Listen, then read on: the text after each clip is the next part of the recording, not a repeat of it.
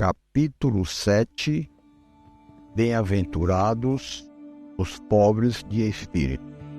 Instruções dos Espíritos, itens 11 e 12.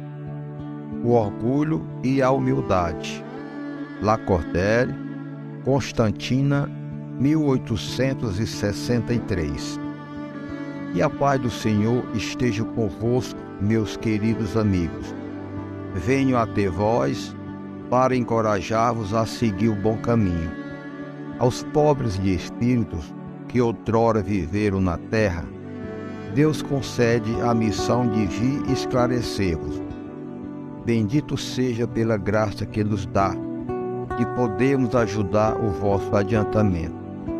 Que o Espírito Santo me ilumine, me ajude a tornar compreensíveis minha palavra e me conceda a graça de pô-la ao alcance de todos. Todos vós, encarnados, que estáis sobre a pena e procurais a luz, que a vontade de Deus venha em minha ajuda para fazer brilhar aos vossos olhos. A humildade é uma virtude bem esquecida entre vós. Os grandes exemplos que vos foram dados são tão pouco seguidos. E, no entanto, se a humildade podeis ser caridosos para o vosso próximo, oh não, porque esse sentimento nivela os homens, mostra-lhes que são irmãos, que devem ajudar-se mutuamente e os encaminha ao bem.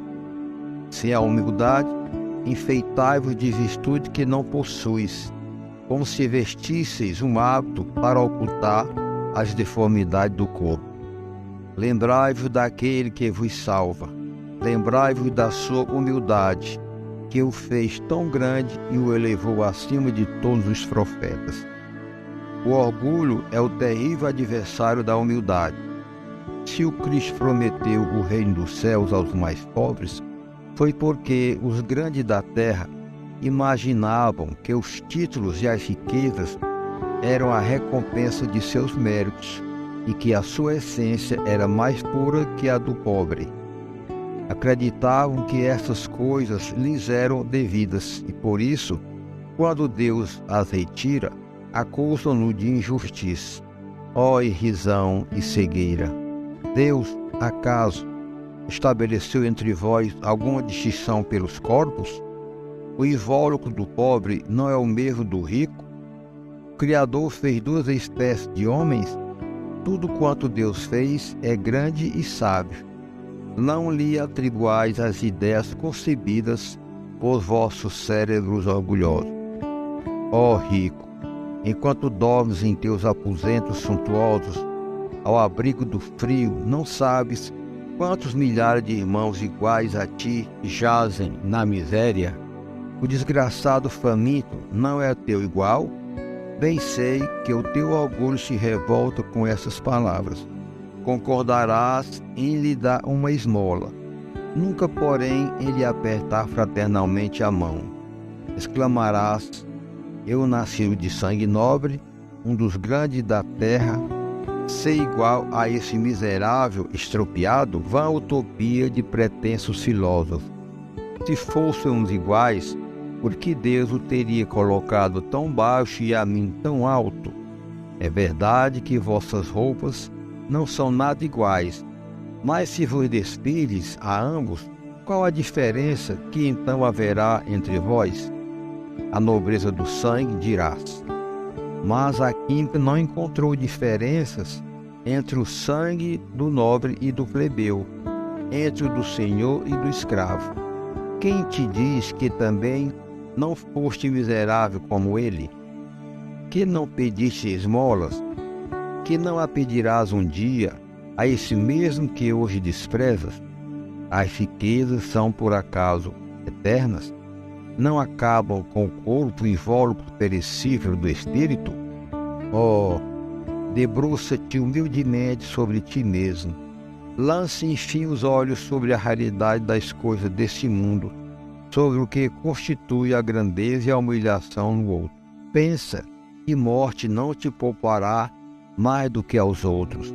que os teus títulos não te preservarão dela, que te pode ferir amanhã, hoje, dentro de 1 hora. E se ainda te sepultam no teu orgulho, então eu te lamento, porque serás digno de piedade. Orgulhosos e fortes, antes de seres nobres e poderosos, talvez mais humildes que o urso de vossos servos. Curvai, portanto, vossas frontes altivas, e Deus as pode rebaixar no momento mesmo em que as elevai mais alto. Todos os homens são iguais na balança divina. Somente as virtudes os distinguem aos olhos de Deus. Todos os espíritos são da mesma essência, e todos os corpos foram feitos da mesma massa. Vossos títulos e os vossos nomes em nada a modificam. Ficam no túmulo. Não são eles que dão a felicidade prometida aos eleitos. A caridade e a humildade são os seus títulos de nobreza. Pobre criatura, és mãe e teus filhos sofrem, estão com frio, têm fome. Vais, curvado ao peso da tua cruz, humilhar-te para conseguir um pedaço de pão. Eu me inclino diante de ti, como é nobre, santa e grande aos meus olhos. Espera e ora. A felicidade ainda não é deste mundo. Aos pobres oprimidos que nele confiam, Deus concede o reino dos céus. E tu que és moça, pobre filha devotada ao trabalho, entregue às privações, por que esses tristes pensamentos? Por que chorar? Que teus olhos se voltem piedosos e serenos para Deus. As aves do céu, Ele dá o alimento. Confia nele, e não te abandonará. O ruído das festas, dos prazeres mundanos, lhes faz bater o coração. Querias também enfeitar de flores a fronte e misturar-te aos felizes da terra. Dizes que poderias, como as mulheres que vês passar, estouvadas e alegres ser rica também. Cala-te, filha, se soubesse quantas lágrimas e dores sem conta se ocultam sob esses vestidos bordados, quantos suspiros se asfixiam sob o ruído dessa orquestra feliz, preferirias teu humilde retiro e tua pobreza. Conserva-te pura aos olhos de Deus, e não queres que o teu anjo da guarda volte para ele, escondendo o rosto sob as asas brancas, e te deixe com os teus remorsos, sem guia, sem apoio, neste mundo em que estarias perdida, esperando a punição no outro. E todos vós que sofreis as injustiças dos homens, sede indulgentes para as faltas dos vossos irmãos, lembrando que vós mesmos não estáis sem manchas. Isso é caridade, mas é também humildade. Se suportais calúnias, curvai a fronte diante da prova. Que vos importam as calúnias do mundo? Se vossa conduta é pura, Deus não pode vos recompensar? Suportar corajosamente as humilhações dos homens é ser humilde e reconhecer que só Deus é grande e todo-poderoso. Meu Deus, será preciso que o Cristo volte novamente à terra para ensinar aos homens as tuas leis e eles esquecem? Deverá ele ainda expulsar os vendilhões do templo que maculam tua casa, esse recinto de orações? E quem sabe, homens, se Deus vos concedesse essa graça, se não o renegareis de novo, como outrora, se não o acusaríeis de blasfemo, por vir abater o orgulho dos fariseus modernos? Talvez mesmo, se não o faríeis seguir de novo o caminho do Gólgota. Quando Moisés subiu ao Monte Sinai para receber os mandamentos da lei de Deus, o povo de Israel, entregue a si mesmo, abandonou o verdadeiro Deus. Homens e mulheres entregaram suas joias e seu ouro para a fabricação de um ídolo que abandonaram. Homens civilizados, fazei, entretanto, como eles. O Cristo vos deixou a sua doutrina, vos deu o exemplo de todas as virtudes, mas abandonastes exemplos e preceitos.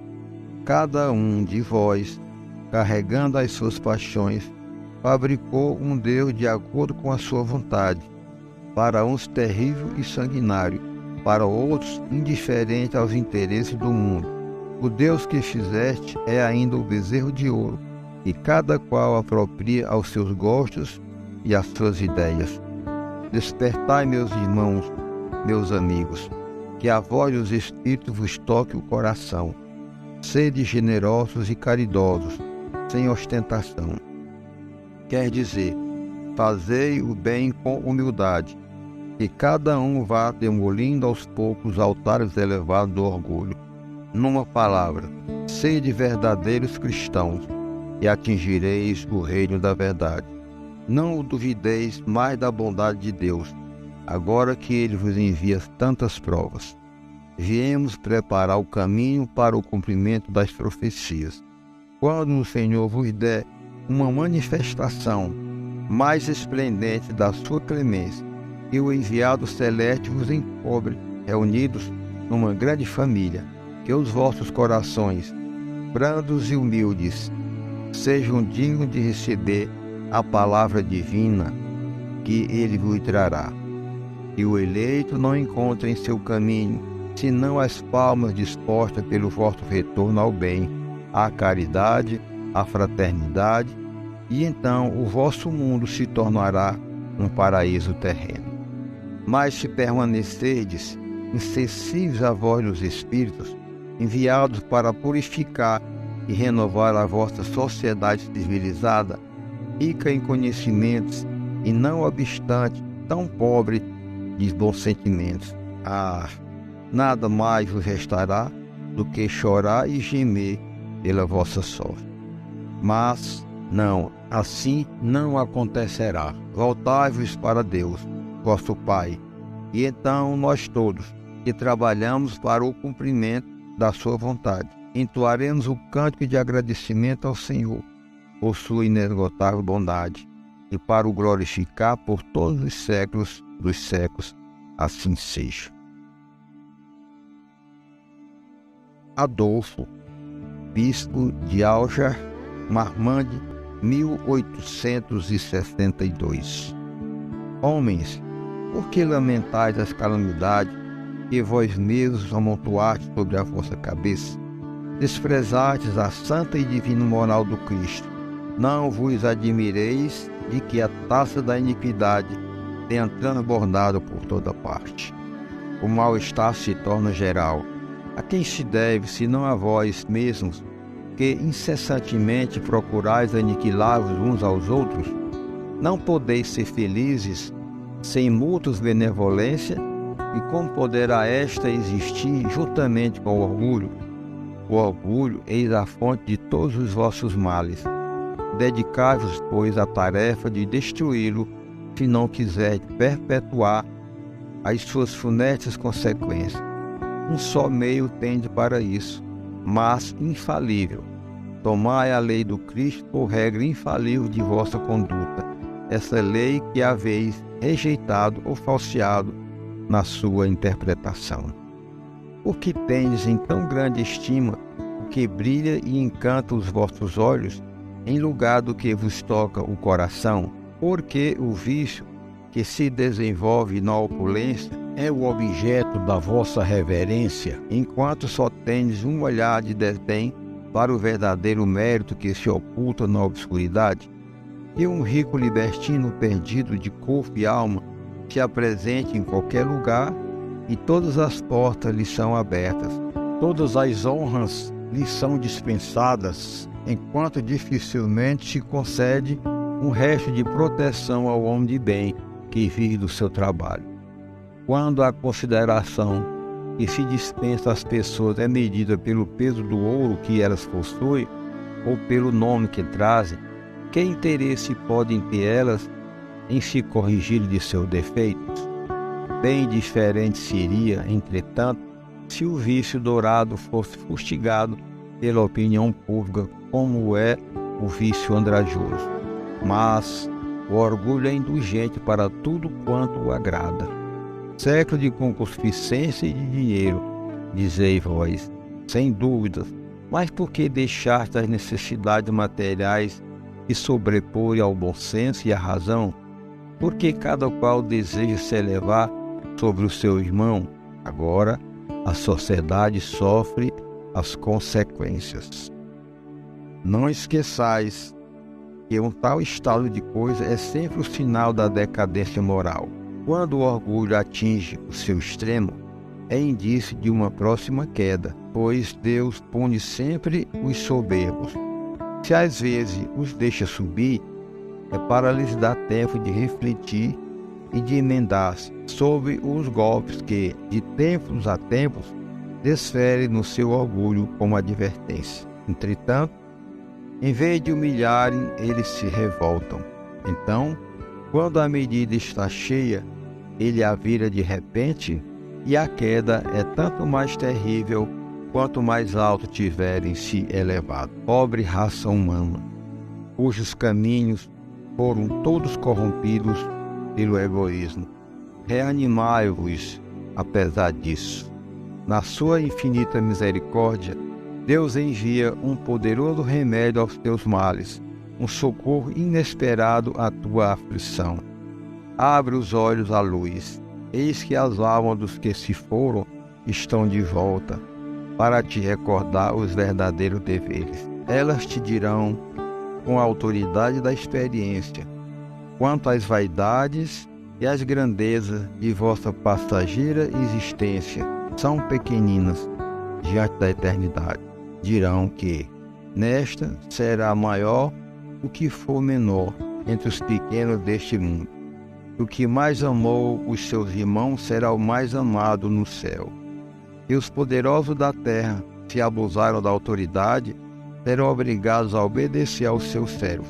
E a caridade e a humildade, enfim, essas duas irmãs que se dão as mãos, são os títulos mais eficazes para obter-se a graça do Eterno.